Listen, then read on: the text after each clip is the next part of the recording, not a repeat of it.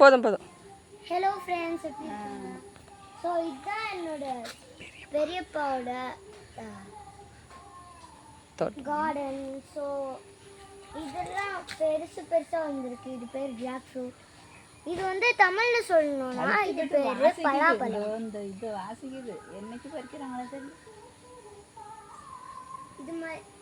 இது நீங்கள் கண்டிப்பாக சாப்பிட்ருப்பீங்க. நான் சாப்பிட்ருக்கேன்.